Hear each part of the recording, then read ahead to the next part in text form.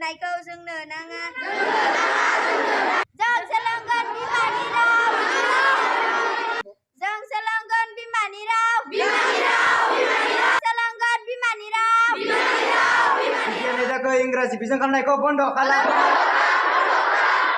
सानखान्थि आरो बिगियान आयदाखौ इंराजि बिजों खालामनायखौ बन्द' खालाम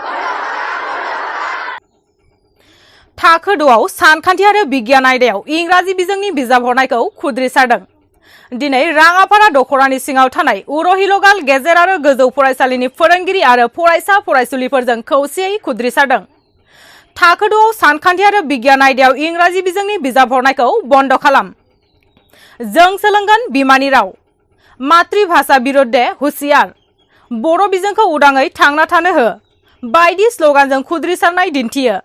बे खुद्रिसारनायाव मिरु एबसुनि सुबुं फोनांजाब नेहाथारि राजेश बसुमतारी आरो सनितपुर जिल्ला बर' फरायसा आफादनि लोगो आफादगिरि सुनिराम नार्जारीजों लोगोसे हारिमु नेहाथारि देरहासार नार्जारी बिथांमोनाबो बाहागो लाफायो।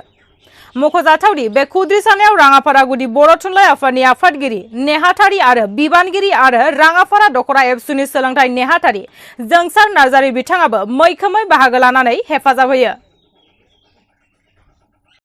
आसाम नाङैनो दुलाराय बर' फरायसा आफाद आरो बर' थुनलाइ आफादनि दैदेननायाव मोनफ्रोम फरायसालियाव गोसोम बेस गाननानै खुद्रिसारनाय हाबाफारि लादों।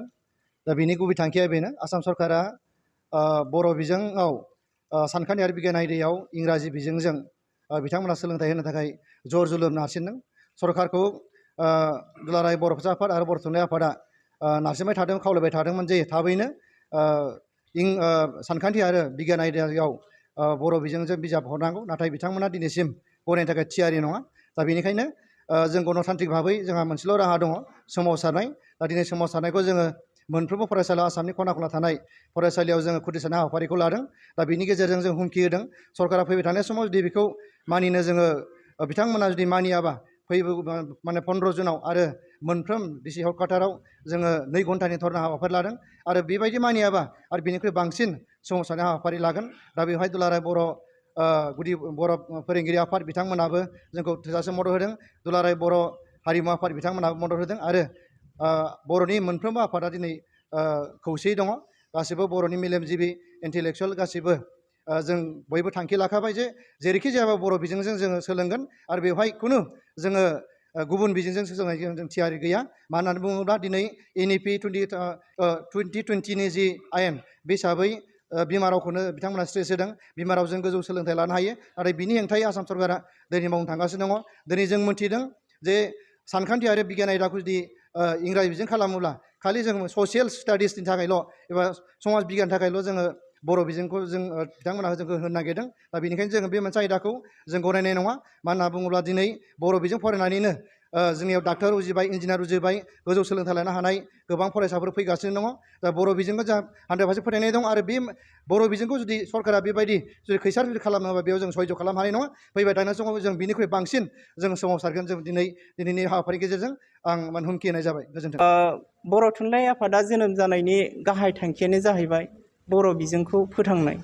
बर' बिजोंनि थैनाय थांनायखौ लानानैनो जोङो थुनलाइ आफादनि जोनोम जादों। दा थुनलाइ आफादनि बे थांखिखौ आसाम सरकारा जुदि सिफायनो सानदोंब्ला दिनैनिफ्राय जों आसाम सरकारखौ जोङो हुमखि हरनो नाजायोदि बे ससियेल मिडियानि गेजेरजों फैबाय थानाय समाव जुदि जोंनि थांखिखौ गनायाब्ला जोंनो नांगौ बर' बिजोंनि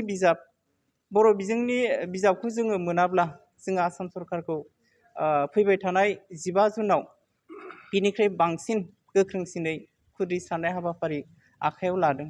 जोङो बुंनो सानो बर' बिजोंखौ जोङो ओरैनो गोरलैयैनो मोननो थाङाखै।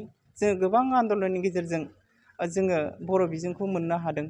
बे बर' बिजों मोननायाव जोंहा माखासे जोंनि बर' जोहोलावफ्रा मुंख्लं जालांदों।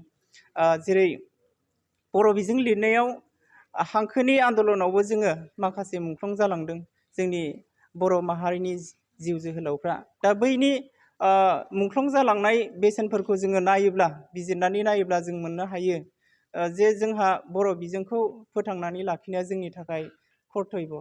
जोङो बर' हारिनि थुनलाइ आफादनि बिबानगिरि जानानै जोङो आसाम सरकारखौ बेखौनो गोख्रोङै खावलायदों जे जोंनि क्लास 6 नि सानखान्थि आरो बिगियान आयदायाव जानाखि इंराजि बिजाब हरनाय बेखौ बन्द खालामनांगौ आरो बर' बिजोंनि बिजाबखौ जोंनो थाबैनो नांगौ। जुदि आसाम सरकारा जुदि जोंनि खावलायनायखौ गनायाब्ला फैबाय थानाय समाव जोङो बिनिफ्राय आरो बांसिन गोख्रोङै सोमावसारगोन होननानै जोङो थांखि लानाय जादों।